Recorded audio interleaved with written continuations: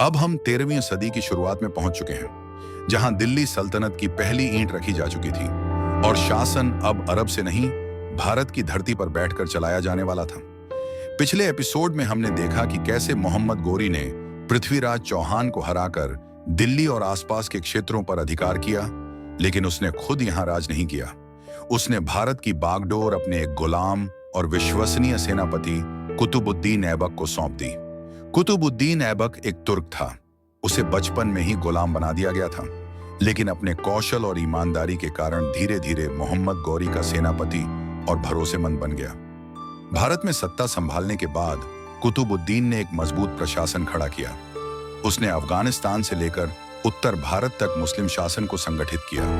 उसने लूट की जगह स्थायित्व पर जोर दिया, मस्जिदें बनवाईं, प्रशासनिक केंद्र खड़े किए।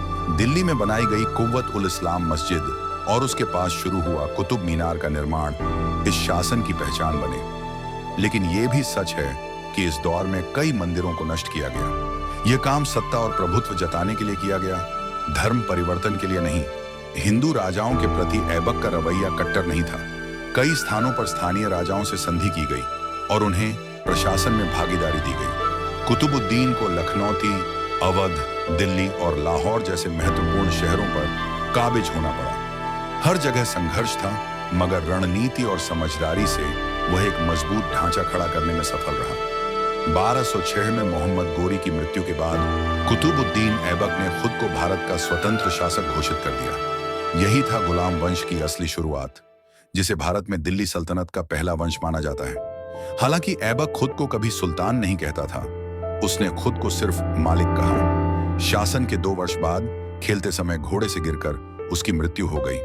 अब सल्तनत को चाहिए था एक नया और सक्षम उत्तराधिकारी। यहीं से आता है एक और नाम, इल्तुतमिश। इल्तुतमिश भी एक गुलाम था, लेकिन उसमें कूटनीति, शासन और सैन्य नेतृत्व की जबरदस्त क्षमता थी। शुरुआत में उसे राजाओं और अमीरों ने नहीं स्वीकारा, लेकिन उसने विद्रोहों को कुचला, समानांतर दावेदारों को हटाया और सल्तनत को स्थिर किया। उसने दिल्ली को सल्तनत की स्थायी राजधानी बनाया। इल्तुतमिश ने पहली बार भारत में एक संगठित मुस्लिम शासन की छवि दी, जिसमें कानून, दरबार और नियुक्तियों की व्यवस्था स्पष्ट थी।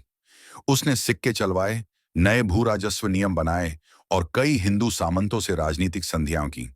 उसने अपने शासन के दौरान किसी एक धर्म को दबाने या प्रचारित करने पर जोर नहीं दिया, बल्कि वह चाहता था कि सल्तनत मजबूत हो, चाहे उसके भीतर कोई भी धर्म मानने वाला क्यों ना हो। और इस प्रकार हम 13वीं सदी के मध्य तक पहुंचते हैं, जहां एक गुलाम वंश ने भारत में एक स्थायी सत्ता का स्वरूप दे दिया।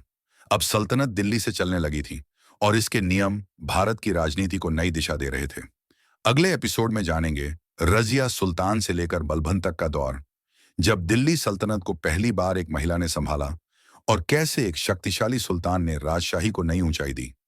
अगर आपको ये जानकारी उपयोगी लगी तो वीडियो को लाइक करें, चैनल को सब्सक्राइब करें और दूसरों तक जरूर पहुंचाएं, क्योंकि सच्चा इतिहास बिना पक्षपात के समाज को समझने और बदलने में मदद करता है।